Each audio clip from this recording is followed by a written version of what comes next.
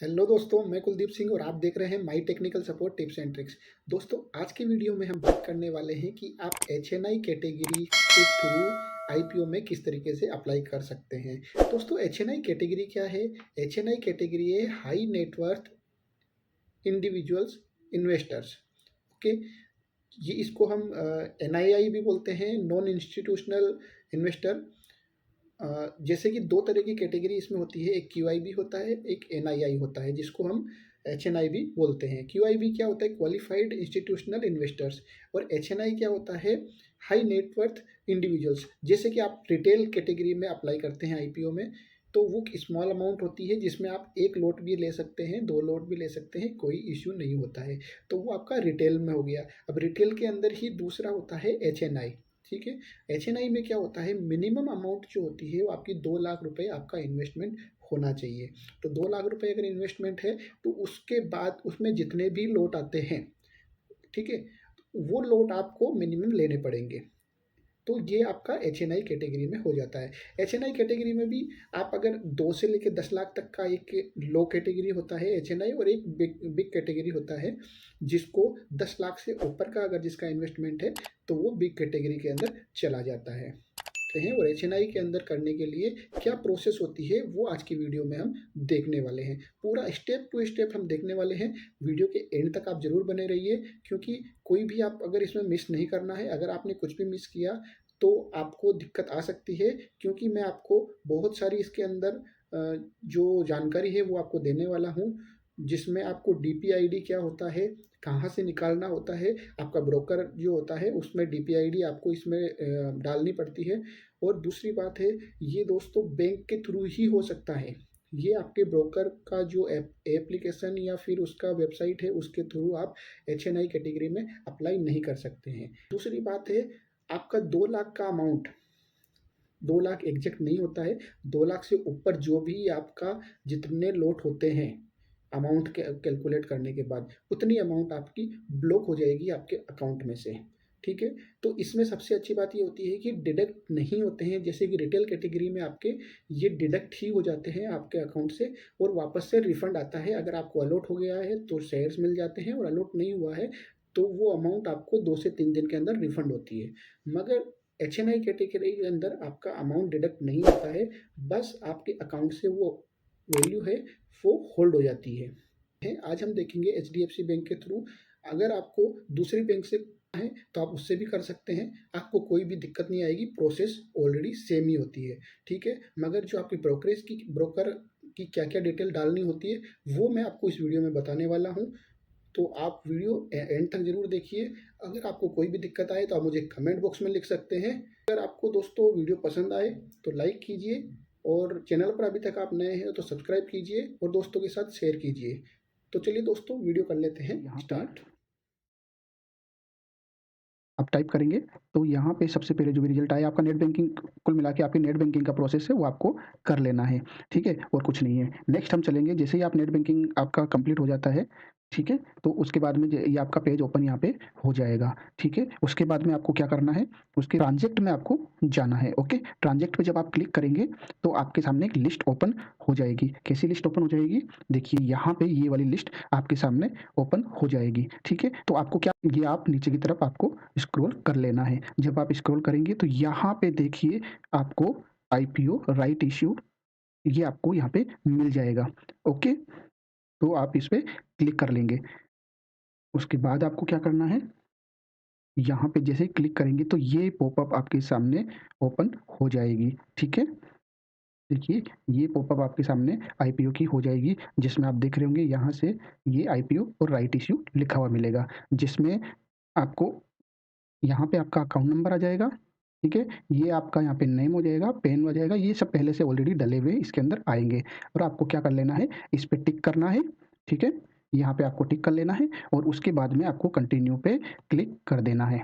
ठीक है, ये सब करने के बाद में जैसे ही आप कंटिन्यू पे क्लिक कर देंगे तो आप यहाँ पे एक पॉपअप आपके सामने आ जाएगा इस तरीके से, जिसमें ये आपको ये कहने की यही कोशिश कर रहा है कि आपका जो पेज है ये यहाँ से रीडायरेक्ट कर देगा। प्लीज़ जो है ये एचडीएफसी सिक्योरिटी की जो वेबसाइट है उस पे यहाँ से ये आपको डायरेक्ट रीडायरेक्ट कर देगा। इसलिए आपको करना क्या ओके, तो जैसे ही आप ओके पे क्लिक करेंगे तो आपका ये पेज ओपन हो जाएगा और एचडीएफसी सिक्योरिटी की ये देखिए यहाँ पे एचडीएफसी सिक्योरिटी की आपकी ये वेबसाइट है, इस पे ये आपको रीडायरेक्ट कर देगा। ओके, उसके बाद में आप क्या करोगे, ये आप यहाँ पे देखोगे तो आपके सामने एक दूसरी पॉपअप ओपन हो जाएगी, ये विंडो आपके सामने ओपन हो जाएगी, ठीक है। तो इसके अंदर पहले से ही आप देख रहे होंगे, ये पहले से ही यहाँ पे सेलेक्ट किया हुआ है I want to apply for IPO issue, तो आपको कुछ और करने की जरूरत नहीं है, आपको सिंपल सा यहाँ पे सबमिट पे क्लिक कर देना है। ओके, तो जैसे ही सबमिट पे आप क्लिक करेंगे तो ये देखिए यहाँ पे जो भी ओपन आईपीओ रहेंगे वो सारी लिस्ट यहाँ पे ओपन हो जाएगी, ठीक है। तो यहाँ पे आप देखिए, यहाँ पे बहुत सारे ओपन है यहाँ पे आईपीओ, जिनमें आईपीओ का नाम यहाँ पे आप देख रहे होंगे, ये आईपीओ का नाम है, ये जो इश्यू प्राइस है उसका वो यहाँ पे मिल जाएगा आपको, लॉट साइज है वो आपको यहाँ पे मिल जाएगी, स्टार्ट डेट कब से है और एंड डेट कब है वो सब यहाँ पे आप देख सकते हैं, ठीक है। बाद में आपको क्या करना पड़ेगा, ये यहाँ पे अप्लाई वाला जो बटन है इस पे आपको क्लिक कर देना है, ठीक है। जो भी आपका रहता है, अप्लाई करने वाला हूँ शाह पॉलीमर्स, इस पे मैं अप्लाई करने वाला हूँ, तो इसके सामने जो अप्लाई का बटन है मैं इस पे क्लिक करूँगा, ठीक है। तो जैसे ही मैं इस पे क्लिक करूँगा तो देखिए ये विंडो आ जाएगी और एक पॉपअप ओपन होगी। इस पॉपअप में क्या है दोस्तों, इस आप ओके करोगे और सबमिट कर दोगे एप्लीकेशन को तो आपकी अमाउंट जो है ना वो ब्लॉक हो जाएगी, ये आपको पता होना चाहिए और ये आपको तभी वापस मिलेगी जब आपका अलॉटमेंट अगर नहीं होता है तो वो आपकी ब्लॉक अमाउंट है वो रिलीज हो जाएगी, तब तक के लिए वो अमाउंट आपके अकाउंट के अंदर ब्लॉक रहेगी, मगर वो डिडक्ट नहीं होगी आपके अकाउंट से, मगर वो ब्लॉक रहेगी, ठीक है। तो जितनी अमाउंट आपकी 2 लाख से ऊपर बनती है, वो अमाउंट आप विथड्रॉ नहीं कर सकते हैं तब तक के लिए जब तक कि वो अमाउंट ब्लॉक है, ठीक है। तो सिंपल से आपको करना क्या है, आपको यहाँ पे ओके कर देना है। जैसे ही आप ओके कर दोगे तो आपके सामने ये पेज ओपन हो जाएगा, ठीक है। तो जैसे ही ये पेज ओपन होगा इसमें आपको एप्लीकेशन करना है, ठीक है। कुछ ज़्यादा इसमें डिटेल आपको डालने की ज़रूरत नहीं है क्योंकि आपका यहाँ पे देखेंगे तो पहले से ही डिटेल आपका डला हुआ रहेगा, ठीक है। यहाँ पे आप देखेंगे आपका ऑलरेडी यहाँ पे नाम है वो पहले से ही फिल रहेगा, ठीक है। जो पैन नंबर है वो पहले से ही फिल रहेगा, आपको ओनली यहाँ पे दोस्तों अपनी डेट ऑफ बर्थ फिल करनी रहेगी, ठीक है। तो आपको डेट ऑफ बर्थ यहाँ पे डालनी है, ठीक है। यहाँ पे आप डेट ऑफ बर्थ डालेंगे अपनी, और इसके बाद एक जो चीज़ आपको ध्यान में रखनी है, जो आपको बहुत ही अच्छे से फ़िल करनी है, जिसमें आपको गलती नहीं करनी है, वो ये है, क्योंकि अभी तक तो बहुत सिंपल तरीके से गए हैं दोस्तों, हमने सिर्फ़ स्टेप्स को फ़ॉलो किया है, हमने डिटेल्स कहीं पे भी अभी तक फ़िल नहीं करी है। ओके, फ़िल हमको सिर्फ़ यहीं पे एक हमको करनी पड़ेगी, इसके अलावा हमको कुछ भी कहीं भी फ़िल नहीं करना है। तो डेट ऑफ बर्थ हमको फ़िल करनी है, बट इसके अलावा सबसे इम्पोर्टेंट जो है, वो ये है कि आप यहाँ पे सबसे ज़्यादा हमको डिटेल फिल करने में ध्यान देना है, ये वाली डिटेल, ठीक है? इसमें आप देख लीजिए क्या-क्या है। Depository, okay? और डीपी नेम, ठीक है? इसके बाद में यहाँ पे लिखा है एनएसडीएल, ठीक है? यहाँ पे लिखा है सीडीएसएल और यहाँ पे जो आपका डीपी नेम है, वो यहाँ पे लिखा हुआ है, ओके? यहाँ पे देखेंगे आपको डीपी आईडी मिल रहा है, ठीक है? और ये बेनिफिशियरी अकाउंट, ठीक है। तो अभी आपको करना क्या है, ये डिटेल आपको कहाँ से लेनी है और आपको बहुत ही ध्यान से भरनी है, ठीक है। वो मैं आपको पूरा समझा देता हूँ। जीरोधा के थ्रू मैं अभी आपको बता रहा हूँ, जीरोधा अगर आपका ब्रोकर है तो आप किस तरीके से सर्च करेंगे, अगर आपका कोई और ब्रोकर है तो भी प्रोसेस सेम ही रहेगी, कुछ डिफरेंस नहीं रहता है। अब पहले मैं एक चीज़ आपको बता दूँ, ये देखिए, अगर आप जीरोधा यूज़ करते हैं तो मैंने सिंपल सा इसमें बताया हुआ है, जैसे ही आप लॉगिन करेंगे तो यहाँ पे देखिए, ये पूरा आपका फेस प्लेट ओपन हो जाता है जब मोबाइल के अंदर ओपन करते हैं तो आप, ठीक है? तो यहाँ पे देखेंगे तो आपके वॉच लिस्ट रहती है। तो हमको क्लिक कहाँ करना है? सेकंड वाला जो यहाँ पे राइट कॉर्नर में आप देखेंगे तो यहाँ पे देखिए, ये आपका जो अकाउंट डिटेल है, जहाँ पे आपका नंबर दिया रहता है, उस पे आपको क्लिक करना है। तो जब उस पे आप क्लिक करेंगे तो देखिए आपके सामने ये पूरी की पूरी विंडो ओपन हो जाएगी, ठीक है? ये जब ओपन हो गई तो आपको क्या करना है, आपको सिंपल सा उसके अंदर प्रोफ़ाइल पे आपको क्लिक करना है, ठीक है? प्रोफ़ाइल ये देखिए, इस पे आपको क्लिक करना है। जब आप इस पे क्लिक करेंगे तो आपको यहाँ पे ये पेज आपका ओपन हो जाएगा, ठीक है? ये पेज जब ओपन हो जाएगा देखिए ये वाला, तो आपको मैनेज अकाउंट है, इस पे आपको जाना रहेगा, ठीक है? तो मैनेज अकाउंट कहाँ पे है? ये देखिए यहाँ पे आपके मैनेज अकाउंट है, इस पे आपको क्लिक करना है। जब आप मैनेज अकाउंट पे क्लिक करेंगे तो आपके सामने यहाँ पे देखिए दोनों ही सेम पेज है। मैनेज अकाउंट पे क्लिक करेंगे तो आपका यहाँ पे ये रीडायरेक्ट हो जाएगा जो वेबसाइट के ऊपर में, ठीक है? ये देखिए यहाँ पे वेबसाइट है जीरोधा console.zerodha.com। तो जैसे ही मैनेज अकाउंट पे आप क्लिक करेंगे तो आपका ये यहाँ पे रीडायरेक्ट हो जाएगा, ओके? फिर इसके बाद में जब रीडायरेक्ट होगा तो यहाँ पे ये एक एरो बना हुआ आएगा और ये एक ऐसा पेज ओपन रहेगा, ठीक है? तो आपको इस एरो पे क्लिक कर लेना है, ठीक है? और उसके बाद में हम क्या करेंगे, यहाँ पे जैसे ही आप क्लिक करेंगे तो ये आपका पेज ओपन हो जाएगा, ठीक है? ये पेज ओपन होगा तो क्या है, आप देख रहे होंगे यहाँ पे, ये आपकी जो डिटेल है वो आपकी सारी डिटेल देखिए यहाँ पे आ गई है, ओके? अभी इसमें देखिए ये आपका आईडी आ गया है जो कि 16 डिजिट का है, ओके? कैसे से क्यों है 16 डिजिट का? क्योंकि ये सीडीएसएल है, ओके? यहाँ पे देखिए इस साइड में आप, ठीक है? यहाँ पे देखेंगे तो सीडीएसएल, अगर सीडीएसएल है तो देखिए यहाँ पे ये 16 डिजिट होगा, ओके? ये देखिए यहाँ पे ये 16 डिजिट रहेगा। अगर ये एनएसडीएल है, ठीक है? तो आप देखेंगे अगर ये एनएसडीएल है तो आपका 14 डिजिट न्यूमेरिक कोड होगा, ओके? और ये यहाँ पे आप देख लीजिए सीडीएसएल के केस में ये देखिए यहाँ पे ये सीडीएसएल अगर रहेगा तो आपका 16 डिजिट का न्यूमेरिक रहेगा। जब आपका एनएसडीएल है तो 14 डिजिट का रहेगा, ओके? और एग्जांपल आपको देखना है तो सीडीएसएल में देखिए इस टाइप के नंबर्स होंगे ओनली, और अगर एनएसडीएल है आपका तो एनएसडीएल के केस में क्या रहेगा, एनएसडीएल के केस में आपका ये देखिए यहाँ पे इस तरीके से आपका आईएन लिखा रहेगा पहले और 14 डिजिट रहेगी, ओके? तो ये सारे आपको समझाने के लिए पहले से तैयार किया हुआ था। तो अभी मेरे केस में आप देखेंगे तो देखिए यहाँ पे ये क्या है, सीडीएसएल है, ओके? तो ये जब सीडीएसएल है तो यहाँ पे आप देखेंगे तो अपने आप ही डिटेल मेरे डिजिट में आ गई है। यहाँ पे देखिए आईएन नहीं है, स्टार्टिंग में भी मेरे नंबर है, तो ये कंप्लीट नंबर 16 डिजिट का हो गया। तो आइडेंटिफाई करने के लिए आपके बहुत ईजी हो जाएगा कि आपका सीडीएसएल है या आपका एनएसडीएल है, ठीक है? दूसरा क्या-क्या चीज़ें ध्यान में रखनी है, आपको अपना ये देखिए फर्स्ट नंबर है आपका ये, ओके? फर्स्ट ये है, उसके बाद में सेकंड ये आपको याद रखना है और थर्ड ये आपको याद में रखना है। 3 चीज़ें आपको नोट कर लेनी है और उसके बाद में हम वापस चलते हैं अपने पेज पे। ये देखिए यहाँ पे आ गए हैं, तो यहाँ पे अभी हम क्या करेंगे, यहाँ पे डिटेल फिल करेंगे, ठीक है? तो यहाँ पे देखिए डिटेल हम कहाँ-कहाँ फिल करने वाले हैं, यहाँ पे देखिए सीडीएसएल मैंने सेलेक्ट कर लिया है, ओके? जो ब्रोकर का नाम था हमारा जीरोधा ब्रोकिंग लिमिटेड वो मैंने यहाँ पे डाल लिया है, ओके? उसके बाद में यहाँ पे बेनिफिशियरी अकाउंट नंबर, तो बेनिफिशियरी अकाउंट नंबर क्या है, जो हमारा डीमैट आईडी था वही हमारा बेनिफिशियरी अकाउंट नंबर है जो 16 डिजिट का था, ओके? वो हमने यहाँ पे डाल दिया है, ओके? तो इस तरीके से आपको तीनों चीज़ें अच्छे से डालनी है क्योंकि ये आपका बहुत ही इम्पोर्टेंट पार्ट रहता है, ठीक है दोस्तों? इसके बाद में क्या करना है, जैसे ही आप वो डिटेल डालोगे स्क्रॉल करके आपको नीचे की तरफ आना रहेगा, ठीक है? ये जो पेज है ये ऊपर रहेगा, इसी के जस्ट देखिए यहाँ पे आप देख पा रहे होंगे, यहाँ पे ये वाला पार्ट जो है अभी हम स्क्रॉल करेंगे तो इधर नीचे की तरफ ये वाला पार्ट आएगा, ठीक है? तो ये यहाँ पे आ गया है। अब क्या होगा, हमको क्वांटिटी यहाँ पे डालनी है, ठीक है? तो क्वांटिटी में देखिए 230 का इसका लोट है, लोट साइज़, ठीक है? और 65 इसकी जो कट ऑफ प्राइस है। अब मेरे को क्या करना है, हम जो नॉर्मल रिटेल कैटेगरी में डालते हैं तो अब हम क्या करते हैं, 1 लोट रख सकते हैं, 2 लोट या 3 लोट या 4 लोट, कोई भी हम कितने भी रख सकते हैं बट 2 लाख से कम होना चाहिए, ठीक है? अब हम क्या कर रहे हैं, यहाँ पे हमको एक चीज़ ध्यान में रखना पड़ेगा कि अगर यहाँ पे आपकी वैल्यू देखिए, यहाँ पे जैसे मैंने 230 डाला हुआ है, ठीक है?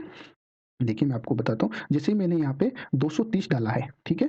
तो यहाँ पे जैसे ये मैंने कट ऑफ वैल्यू रख दी है यहाँ पे, ठीक है? तो यहाँ पे जैसे मैंने कट ऑफ रखी तो यहाँ पे मेरे पास अमाउंट है वो ऑटोमेटिक कैलकुलेट होके आ गई है 14,950, ठीक है? तो अगर ये 2 लाख से कम है, ओके? अब मैं अगर प्रोसीड करूँगा यहाँ पे, ठीक है? तो क्या होगा, ये मेरा नॉर्मल रिटेल कैटेगरी के अंदर चला जाएगा, ओके? तो आपको ये ध्यान में रखना चाहिए कि यहाँ की अमाउंट आपकी 2 लाख से ऊपर होनी चाहिए। दूसरा, आपकी ये क्वांटिटी कितनी डालनी पड़ेगी? क्वांटिटी आपको इतनी डालनी है, एक तो लोट के मल्टीप्लिकेशन में रहे, आप कोई भी नंबर शेयर्स नहीं डाल सकते हो, जैसे कि मैं अगर मुझे यहाँ पे अगर 2000 डालता हूँ तो नहीं डाल पाऊंगा, ठीक है? क्योंकि मुझे क्या करना है, मुझे करना है कि मुझे मल्टीप्लिकेशन में ही डालना पड़ेगा, ओके? मल्टीप्लिकेशन में 230 है इसके मल्टीप्लिकेशन में, यानी अगर मुझे डालना है तो मैं 2300 डाल सकता हूँ मगर 2000 नहीं डाल सकता हूँ। तो ये ध्यान में रहे आपकी क्वांटिटी है वो 230 के मल्टीप्लाई में ही रहे, ठीक है ना? और यहाँ जो अमाउंट है वो 2 लाख से ज़्यादा रहे, ओके? ये 2 चीज़ आपको ध्यान में रखनी है पहली ये और दूसरी आपकी ये, ओके?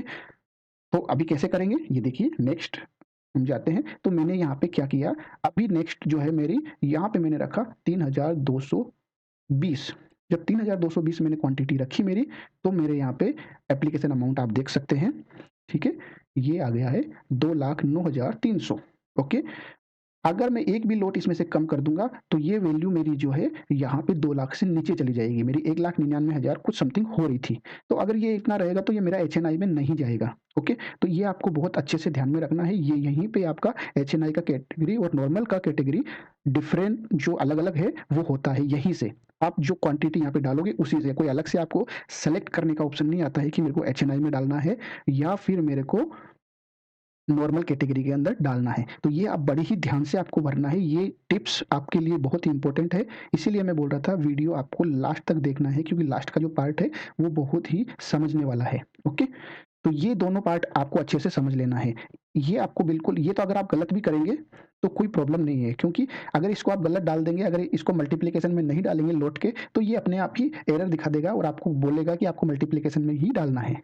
ओके? मगर ये वाला पार्ट आपका ठीक है? ये वाला पार्ट जो है, ये आप ध्यान में रखना क्योंकि ये कम भी हो सकता है। अगर आपने मल्टीप्लिकेशन में डाल दिया और तो ये तो आपका आ ही सकता है, मगर 2 लाख से कम अगर वैल्यू होगी तो ये नॉर्मल कैटेगरी में चला जाएगा। ओके? तो ये इस पे आपको प्रोसीड पे क्लिक कर देना है। तो जैसे ही आप प्रोसीड पे क्लिक करेंगे, तो यहाँ पे एक विंडो आपके सामने फिर से ओपन हो जाएगा। ठीक है? तो ये क्या बोल रहा है? Application amount is more than retail permissible amount hence it is considered as HNI application. Okay? तो देखिए यहीं से आप अभी ये डिफाइन होगा क्योंकि जब आप क्वांटिटी डालते हो उससे ये डिफाइन करता है कि ओके ये एचएनआई में जाएगा। ओके? अगर आपकी क्वांटिटी इससे कम हो जाती है तो ये यहाँ पे एचएनआई में नहीं जाता। इसलिए मैंने बताया था आपको कहीं पे भी आपको अलग से सेलेक्ट नहीं करना है। तो जैसे ही आप क्वांटिटी डालेंगे तो ये आपका एचएनआई में ही लेगा। ठीक है? तो इसके बाद आपको क्या करना है? ओके पे क्लिक कर देना है। जैसे ही ओके पे क्लिक करेंगे तो ये पूरी डिटेल्स आपकी फिल होके आ गई है यहाँ पे और यहाँ पे देखिए ये आ गया है कि आपको ये जस्ट एक आपको इन्फॉर्मेशन दे रहा है कि आपकी अमाउंट है वो होल्ड हो जाएगी। ठीक है? जो भी आपका बैंक है उसके अंदर। तो हमको कुछ नहीं करना है इसके अंदर कन्फर्म पे यहाँ पे हमको क्लिक कर देना है। तो जैसे ही आप कन्फर्म पे क्लिक करेंगे तो आपका यहाँ पे देखेंगे तो देखिए ये जो है आपका your bid has been successfully placed. Okay? आपका एप्लीकेशन नंबर आ जाएगा और ट्रांजैक्शन नंबर आ जाएगा। ठीक है? तो जैसे ही आप ये पार्ट आपका पूरा हो गया है, अब आप इसको जैसे ही आप क्लोज पे क्लिक करेंगे तो क्या होगा? तो जैसे ही आप क्लोज पे क्लिक करोगे तो आपका सामने ये एक जो है ओपन हो जाएगा ये वाला पार्ट। ओके? ये वाला पार्ट, नीचे वाला पार्ट नहीं रहेगा। ये वाला पार्ट आपका ओपन हो जाएगा जिसमें आप ट्रांजैक्शन देख सकते हैं कि आपका कौन-सा अभी आपने लास्ट ट्रांजैक्शन एप्लीकेशन किया है। तो देखिए यहाँ पे डेट आ जाएगा, है ना? ये डेट आ गया, यहाँ पे टाइम और बाकी जो भी डिटेल्स है वो आ गई है। आपको ध्यान देने वाली बात है एक बार चेक कर लेना है आपकी क्वांटिटी कितनी है, क्या डाला है आपने वो यहाँ से देख सकते हैं। ओके? ये क्वांटिटी आ गई है यहाँ पे और क्या प्राइस पे आपने डाला है और ये आपकी अमाउंट हो गई है। ठीक है? तो ये इतनी अमाउंट आपकी ब्लॉक रहेगी। उसके बाद में आप चाहे तो यहाँ से वापस मॉडिफ़ाई कर सकते हैं। ठीक है? आप चाहे तो मॉडिफ़ाई कर सकते हैं, आप चाहे तो कैंसल कर सकते हैं बिड, आप चाहे तो प्रिंट कर सकते हैं। अगर आपको प्रिंट करना है, ठीक है? तो आपको प्रिंट पे क्लिक कर देना है। तो जैसे ही आप प्रिंट पे क्लिक करेंगे, तो आपके सामने ये वाली जो विंडो है, वो ओपन हो जाएगी। ठीक है? ये वाली। तो आप इसका प्रिंट प्रीव्यू ऐसा आ जाएगा आपके पास में। यही डिटेल है जो आपके पास यहाँ आ गई, रिकॉर्ड के लिए आप रख सकते हैं और इसको सेव कर सकते हैं आपके सिस्टम में। ठीक है? तो आई होप दोस्तों कि आपको पूरा ये प्रोसेस समझ में आ गया होगा कि एचएनआई कैटेगरी में आपको अगर अप्लाई करना है आईपीओ में, तो कितनी चीज़ों का आपको ध्यान रखना है और पूरा प्रोसेस मैंने आपको 1 टू 1 आपको समझा दिया है। फिर भी अगर आपको कोई भी दिक्कत आती है, तो आप मुझको कमेंट बॉक्स में लिख सकते हैं। मैं आपको डेफ़िनेटली रिप्लाई करूँगा। वीडियो अगर आपको पसंद आया हो तो लाइक कीजिए। अगर आपको कोई भी मेरे लिए सुझाव है तो आप मुझे कमेंट बॉक्स में लिख सकते हैं और चैनल पर अभी तक आप नए हैं तो सब्सक्राइब कर लीजिए, बेल आइकन को ज़रूर प्रेस कर लीजिए ताकि मेरे आने वाले सारे वीडियो की अपडेट आपको मिल जाए टाइम पे। तो मिलते हैं दोस्तों नेक्स्ट वीडियो में, तब तक के लिए जय हिंद।